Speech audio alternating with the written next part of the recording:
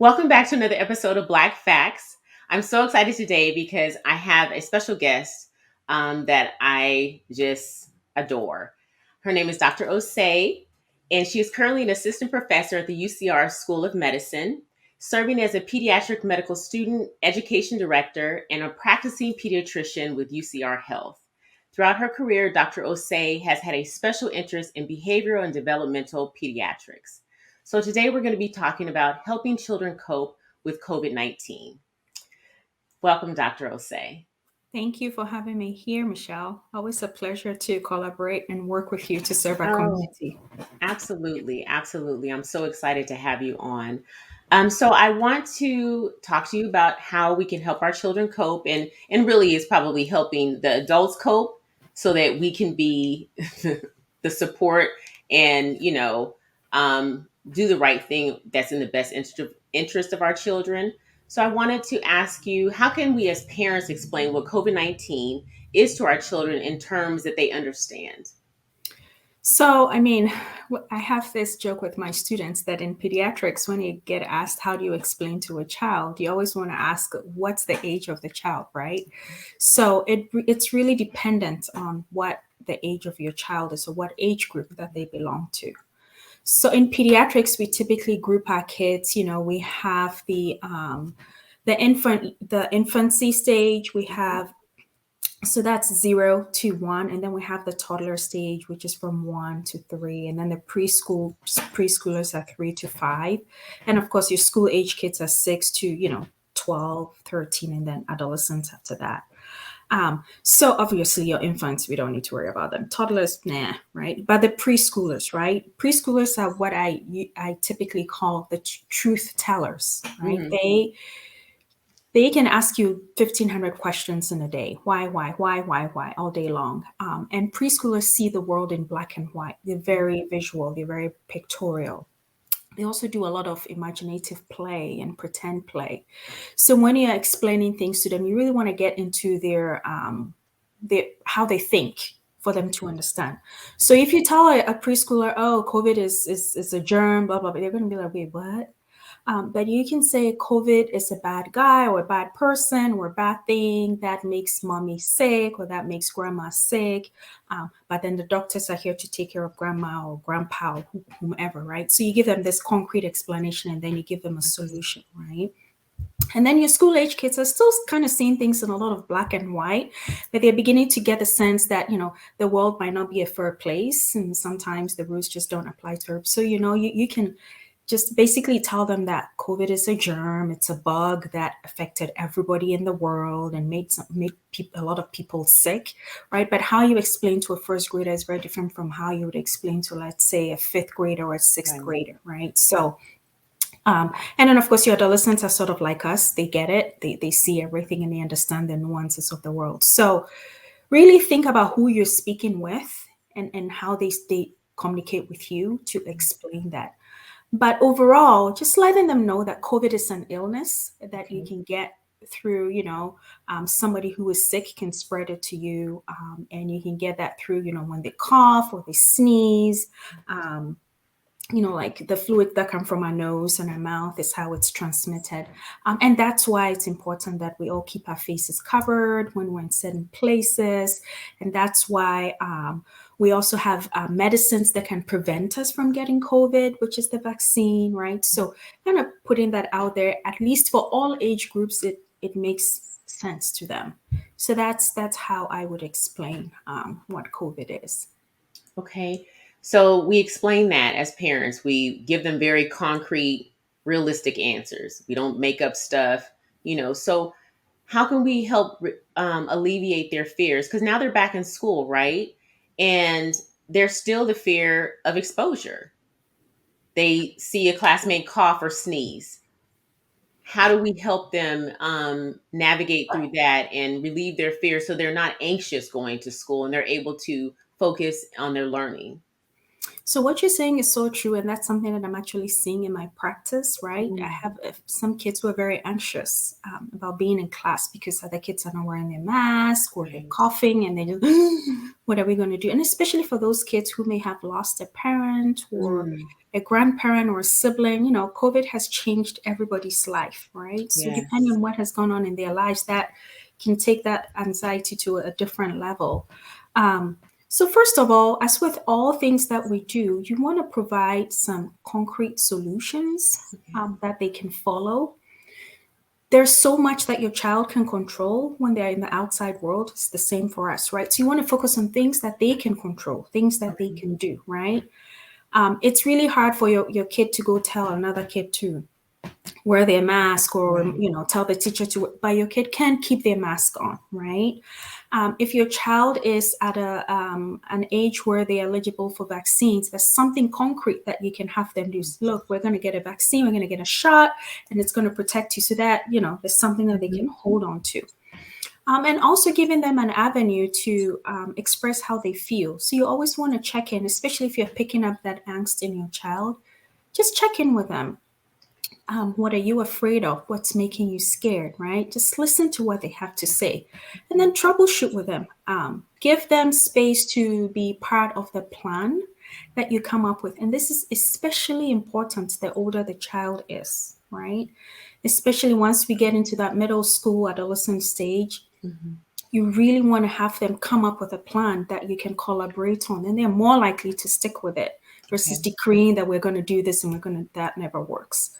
So yeah, making sure that you're checking in, having them tell you exactly what it is that they feel, because man, I cannot tell you how many times I'm so off what I thought a child was feeling or what was making them anxious, and then they Mhm. had an entirely different problem going on. I'm in the clinic, and someone say, "Oh, you're probably anxious because of the." And I'm like, "No, I'm anxious because I didn't get this Band-Aid color. That's the problem." So you really want to check in with them and see what that is, and then offer solutions that are doable and within their control. Okay. So I want to talk about the vaccine. You mentioned that's one thing that's concrete, right? That we can say this is what we can do. We can get you vaccinated so that you are safe and you are covered, right? And your exposure is minimalized by getting the vaccine. How do we um really have that conversation with them about it? Because now, right, Pfizer is offering the vaccinations for 5 Mhm. to 11. Absolutely. Mhm. And so now we have to have the conversations with our younger ones. And I appreciate you saying, for the younger ones, we really need to be very concrete with them. So, how do we prepare them and say, okay, today we're going to go and get our vaccination? Like, kind of give us some talking points as to how we can have that conversation with our child to once again reduce their anxiety, because some, it's the whole needle thing, it's just Yes. being in a hospital setting, Yes. so how do we have those type of conversations?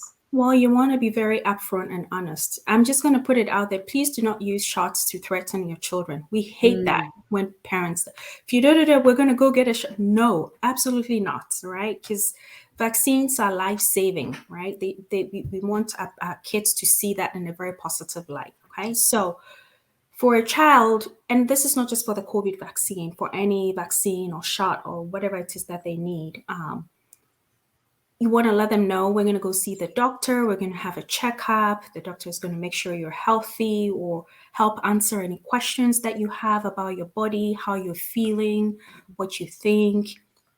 And then after that, scientists or people who study how germs work have been able to come up with something that we can take, right? And you can, and if you are 5, most kids would have had vaccines before, so right, you can kind of relate, remember when we went and we got this, right, to prevent us from getting this, we're going to do the same thing for COVID. And of course you want to be very upfront, especially for your 5-year-old or maybe your 6-year-old. It's going to hurt. That's Don't lie about it, right? right. It's going to be painful. It's one more poke. It's going to be painful. But guess what? I'm going to be there to keep you safe. And this is what we're going to do about the pain. Or you can even provide an activity that they can look forward to after the vaccine or after the shot. So again, be very transparent, be very honest. Let them know what to expect. and how they can deal with what to expect. And I don't think this is just for children, but in general, when we don't know what to expect or what to do about it, everybody gets very antsy, right? You're always like, and kids are human beings too. They have the same emotions that we do. And I think sometimes we forget that, right? Except we have had the privilege of being alive this long to learn Right. skills. Kids are still building those skills, and that's what we're there for, to kind of provide guidance when it comes to those skills. Okay. Well, I have another question. So now that Pfizer has, made the vaccine available, so say my child is 11 and we're going to go and get the Pfizer vaccination, but then, and I've heard, and correct me if I'm wrong, that the dosage are different from adolescents or for children than it is for adults. So when they turn 12, would they be getting the adult dosage, and is that going to be problematic? No. So, and this is not just for the COVID vaccine in general. With any vaccine that you have that both kids and adults can get, usually they're different doses, kind of like medications, right? They're different doses. So this is nothing new. This is how we do it in the pediatric world. But let's say the kid was 11 and got the dose for the 11-year-old, and then next month they turn 12, they're okay. They're fine. They don't have to go back and get the 12-year-old vaccine. Because the vaccines have been designed to provide immunity for a certain amount of time, right? Okay. I think right now it's about 6 months to a year, depending on which one you get. And so after that, depending what the recommendations are, and this is an ongoing thing, but I get the hunch that COVID vaccine will sort of become like the flu vaccine, where every year we're going to have to get it. So, yeah. Yeah, that's one thing that I've been talking about with the young people in my life, because the question was asked, why do you have to get the booster? Weren't you fully vaccinated, right? So why are you now having to go back? And I explained it the same way. Well, it's going to be like a flu shot.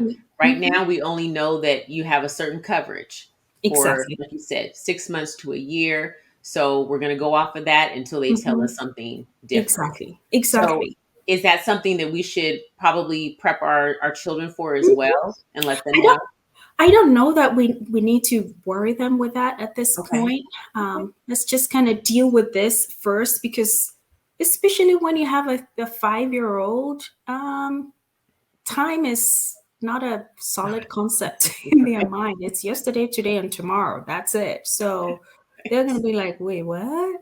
Maybe your adolescents, but even then, they don't care. It's like, okay, I got my shot, moving on, So I don't know that it's not a relevant conversation at this point to bother them about, especially since things are still moving, right? We're still learning more about how COVID behaves, and with all the mutations and stuff that keep coming up, it's an evolving issue. So. Should we still be talking to our kids once they get vaccinated about the importance of, I know, keeping their mask on, but about the importance of social distancing and, using their hand sanitizers? I know that, some people believe, even adults, that once I've been vaccinated, right, I'm good. I don't need to do all these other preventative measures. Should we make sure that we're sharing that information with them and trying to help them understand the importance of the other preventative measures that they need to take? So I think for that, we can refer to the CDC guidelines as far as what to do when you're fully vaccinated. And so I believe the current guidelines state that if you're fully vaccinated at this point and you're in a wide open space that's not indoors or crowded, you can go without your mask, right? And just, do the basic things that you would do whether or not you have COVID. Don't eat with dirty hands. Don't sneeze into somebody's face.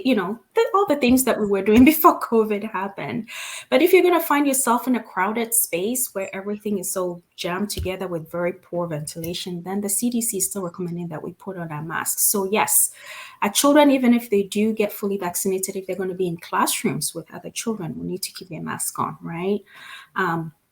Cleaning their hands, washing their hands, covering their coughs, all those things that we were doing before COVID happened, yes, they're still going to have to keep up with that, because it's not just COVID There's still flu, Right, there's still right. RSV, there's still strep throat, there's still everything that we had before COVID happened. So we still have to, prevent those from, we, we can only do so much. Kids are still going to spread germs, but we can minimize that. Okay. Well, is there anything else you'd like to share? Any recommendations you'd like to share with myself and the parents that are watching this episode about how we can just help our children deal with the emotional stress or just with any anxiety they have in this era that we're living in COVID? I think that for me as a pediatrician, one of the biggest things that I have to remind myself as a parent and that I tell other parents is that kids do what they see. Not, I wouldn't say kids, children, right? And when I say children, this is your child from as early as 4 months to your college kid, your young adult, right? You can yap all you want, but if you're not walking the talk, they give you a side eye like, I don't know about that. So you really want to be consistent in what you preach and what you do, right? And so it's very important that we model behaviors for them. We cannot protect our children from being anxious, from being sad, from being scared. I mean, again, we're all human beings. This is part of the human condition. It's okay.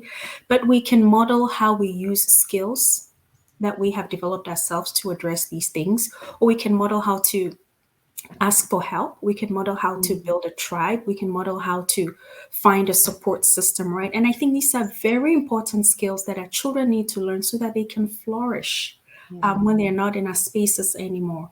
Because life will happen. You Yeah. can do whatever, life is still going to happen. But does your child have the skills to handle life, right? And as a parent, there's no way you can have all the skills to teach your child. So Right. they learn from different areas. So it's really important that we as parents really model the behavior of, okay, if I don't have it, where do I go for help? If I don't have it, who do I ask? If I don't have it, how do I create a support system for myself and for other people who might be going through this? So, and you and I both know we're still learning. I'm working on this every day with my I own think we children. all are. It's a constant, It's a right? constant thing. It's a Yes, constant yes, it's a thing. constant thing. So that's for me as a pediatrician. That's the most important skill that I want to have as a parent, and that I would love my parents to have as well. Just showing their children how to be human and live a wholehearted life. Mhm. I really love that. Thank you. Thank you for sharing that. I'm going to let that be our final um thoughts, because I think that's really something that we all can work on, is like you said, modeling the type of person, human, Mhm. Mhm. that we want our children to be. So if we're modeling and being that example, then, and you're right, they do not necessarily listen to the words that come out of our mouth, especially if it's in conflict or contradictory to what we're actually They doing. will call So you out. They yes, call you yes, out. no, absolutely, absolutely. So I like the idea of what you were saying, as far as we need to be very concrete and honest with our children in discussing anything, whether it's COVID related or just health in general, just being a good person, right? We need to be honest with them and give them fact-based information, and not Mhm. try to make up something in the moment. And then we also I love that model, you know, be the model, Yeah, right? Be the yeah, model. And we're not going to always get it right, but exactly. at least if we strive for that, then I'm Mhm. sure, we'll get better with time, right? We'll continually get better. And They'll be better than us. That's the goal, right? We yes, want children to be better absolutely. than That us. is the So yeah, goal. That is the goal. Well, we I want to appreciate thank you so much. I really appreciate you taking the time and really kind of talking to us and giving us some helpful tips and things that we can do, that we can apply, not to our just around COVID, but to our everyday it. lives. Mhm. So I just really appreciate you, Dr. Osei. Thank you so much for coming on and talking to us about how we can help our children, and you've actually given us tips on how we can actually cope as parents in this era Yes, of thank COVID. you. Thank you for having me. Always a pleasure to be of service. So I'd like to thank you for tuning in to another episode of Black Facts. I hope that you've enjoyed and you've learned something about how to not only help your child deal with COVID, but hopefully you've learned some tips that you can take away as to how you can address and help your family, deal with COVID. I'd like to ask that you subscribe and like to our YouTube channel so you can stay up to date on our upcoming episodes. And make sure that you stay tuned so you can continue to know the facts. Take care, everyone.